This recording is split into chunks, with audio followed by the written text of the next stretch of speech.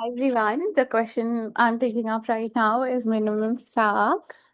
It says that we have to implement a standard stack like push, pop, top, etc. But there's a catch here. It says we also have to implement a get minimum function, which will return the minimum element in the stack in big O of one time. So this is the catch here. So I am also solving this question for the first time, by the way, but let's see. Implementing the stack is easy, right? So let's first implement the stack.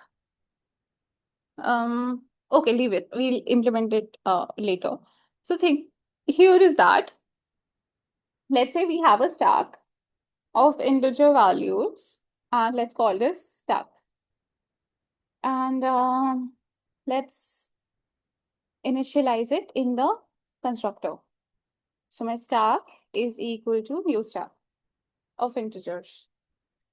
So now what happens? We have to keep track of minimum element in the stack. Only then can we return it in big O of one time, correct? So let's say very naively,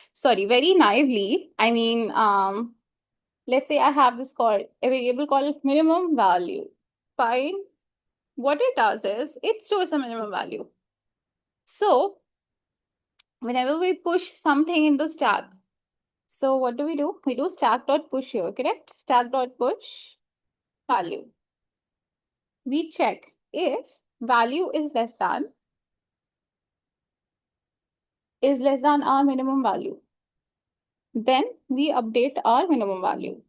Minimum value is value. This will work in cases, some cases, but it will fail working in a few cases. Let's see which cases. This is all fine. We can keep a track of the minimum value if we're just pushing the elements. We're just adding the elements. But let's say what happens is while we are popping, our minimum value pops. Then how do we get the minimum value? Then here we have to go through the entire stack, and then we have to, keep track of the elements, use an auxiliary stack, and then, find the minimum, update it, and then put it back into the main stack. Right? But it says that we have to get the minimum in big O of one time. So is this feasible? Not really. This is not the approach they're asking us to use. Your question, why is this minimum value not working?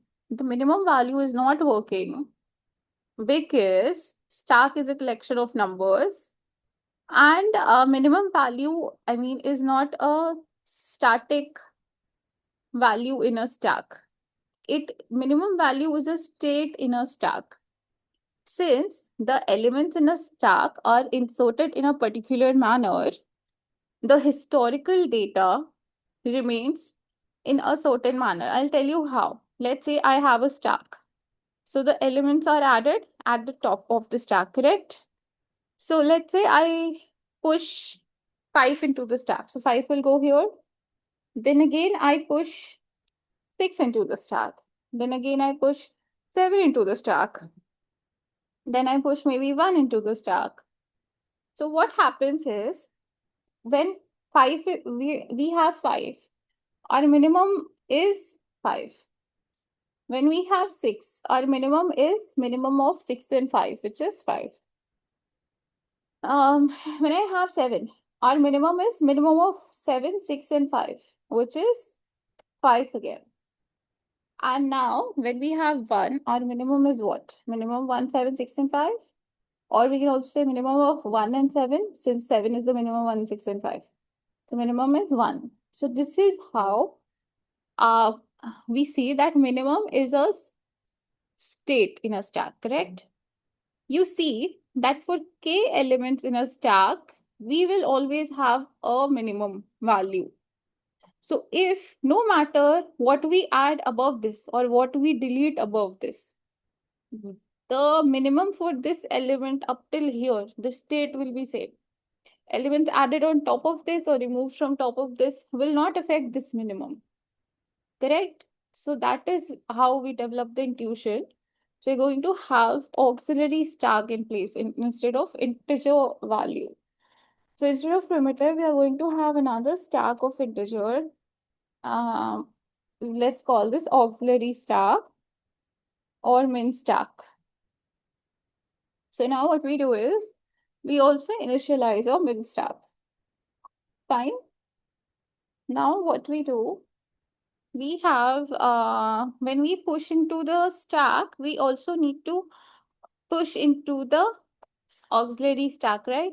But when do we push? If like let's say my stack dot is empty. So which stack? If my minimum stack is empty, then my minimum seen thus far will be what?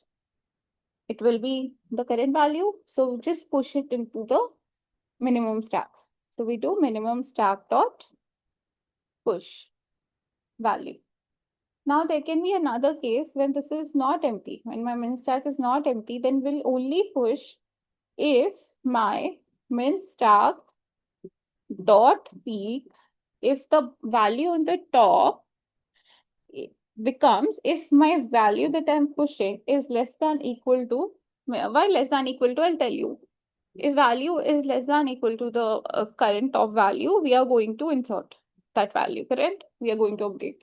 So now we do this. So can we in one case write this? If minimum stack dot is empty or value is less than minimum stack dot peak, we do this. We can have this removed from here, right? So this is a push function. What does pop do? So I will basically push, let's say, int current.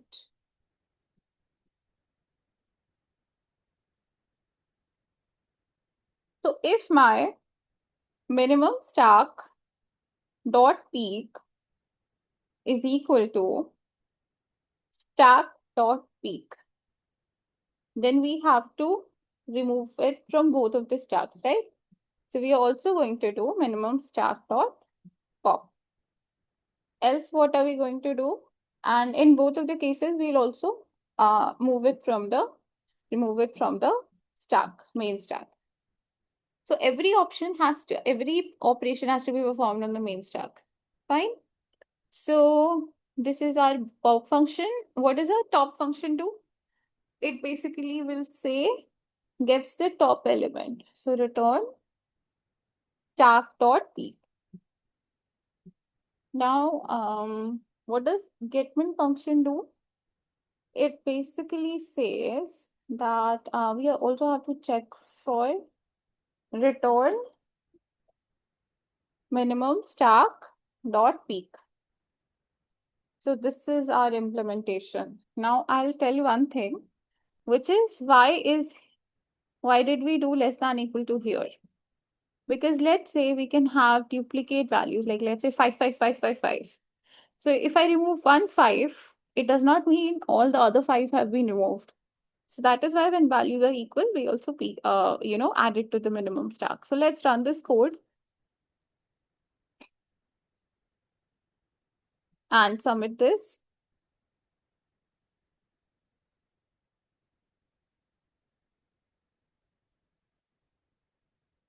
So there's a case of invalid answer. Let's see why did we get this.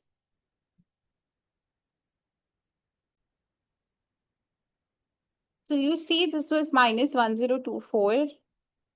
The thing here is that when we do minimum stack dot peak equal to stack dot peak, since we have stack of integer values like capital I, in between the range 1 minus 127 to I think minus 127 to 127 or 128, this will work exactly fine since integer object will be cached. But beyond this range, for example, minus 1024, it will create two different objects and their values will not be equal. So that's why let's use equals function and compare this, or we could also unbox this into type int. So let's check if it is working fine now. So yeah, now it's working fine. Let's submit it.